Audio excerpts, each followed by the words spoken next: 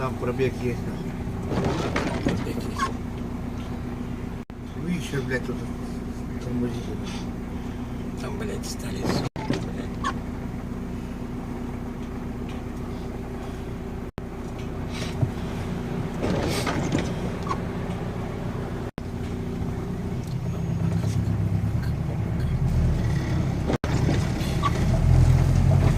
Так, в нашем Пермском крае делают дороги.